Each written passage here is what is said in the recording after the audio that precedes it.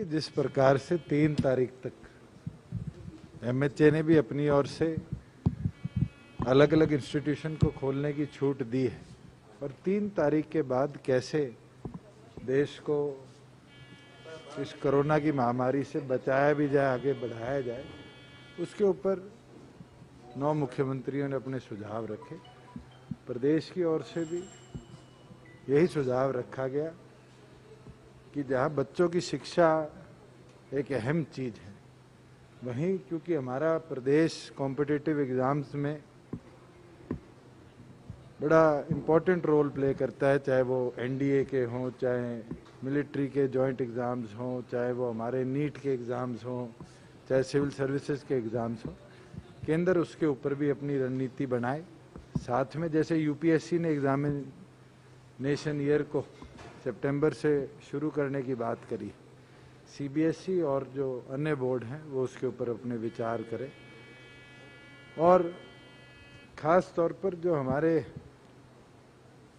Farmers हैं, आज उनकी प्रोक्योरमेंट को सरकार लेकर चल रही है और उसको और कैसे इंसेंटिव के तौर पर देकर डिले किया जाए, उसके ऊपर केंद्र से आग्रह किया है। हम उम्मीद रखते हैं कि जीवन सामान्य होगा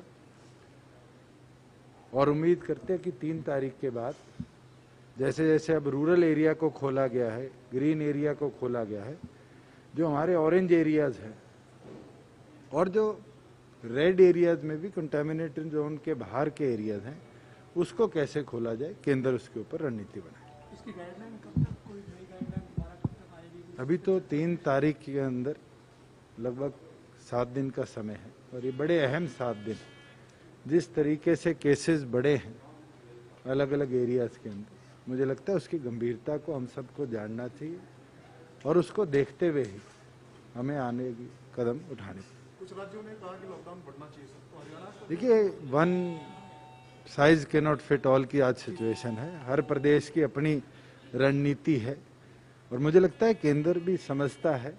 जो राज्य आज जीरो इफेक्टेड हैं, जो राज्य आज नेगेटिव की ओर जा रहे हैं, जिनके प्रदेश के जिले धीरे धीरे ग्रीन जोन में 28 दिन के क्वारंटाइन के बाद कन्वर्ट हो रहे हैं, वहाँ छूट मिलनी चाहिए।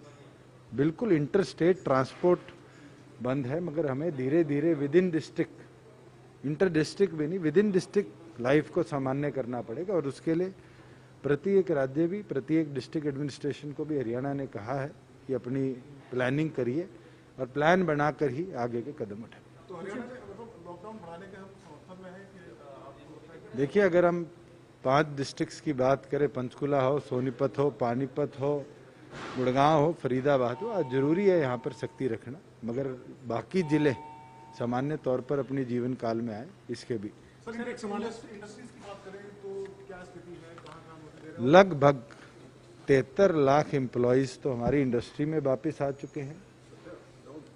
2,17,000 के लगभग ईंट भट्टों पे कर्मचारी वापस आ चुके हैं और जो रूरल एरिया में इंडस्ट्री थी उसको हमने परमिट कर दिया। बिल्कुल इसमें छूट परमिशंस के बाद है। आने वाले दिनों में जो नॉन इफेक्टेड एरियाज हैं उसके अंदर सेल्फ सर्टिफिकेशन पर भी हम इंडस्ट्री को खोलने के ऊपर विचार कर रहे हैं। सर, एक सवाल है कि फूड सप्लाई इंस्पेक्टर ने आत्महत्या की है कुरुक्षेत्र पे, उसने आरोप लगाया है कि उसके टीएफएससी और उसके महकमे के 2 पुलिस अपनी कार्रवाई कर रही है। अगर इस तरह की कोई गतिविधि हुई है तो कार्रवाई पुलिस विभाग ने करनी है। महकमे के पास जिस दिन रिपोर्ट आएगी हम उसके ऊपर सख्त से सख्त कदम, क्योंकि वो तो केंद्र सरकार तय करेगी। हमने अपनी ओर से सजेशन पहले भी लिखित तौर पर दिया था, वो पत्र आपने भी देखा। पंजाब ने भी वही लिखकर भेजा है। अब तक केंद्र सरकार की ओर से कोई रिप्लाई नहीं आया। हमारा तो ये आग्रह है कि इस पे विचार किया जाए, क्योंकि जिस तरह के प्रोक्योरमेंट डिलेज हैं और 2 दिन जैसे आज भी बारिश कई जिलों में हुई है, कल भी बारिश हुई है, शायद हमें आने वाले 1-2 दिनों में जो फार्मर पीछे रह गया, जिसको कई जगह हमें समस्या आई कि रात को 12 बजे मार्केटिंग बोर्ड ने एसएमएस भेजा, और इस तरह के जो लोग हैं उनके ऊपर भी हम दोबारा कर रहे हैं कि 1 दिन इस हफ्ते के अंदर हम डेडिकेटेड रखें कि जो फार्मर जिसके पास मैसेज आ गया और जो मंडियों में ना आया उसको बुलाकर उसकी प्रोक्योरमेंट प्रोसेस को हम उस दिन कन्वे करें। साथ में हमारी मंडियों में जो अनाज पड़ा है, क्योंकि लेबर की कमी एक सबसे बड़ा हमारे सामने कारण है, वो किसी चीज को डिले ना करे।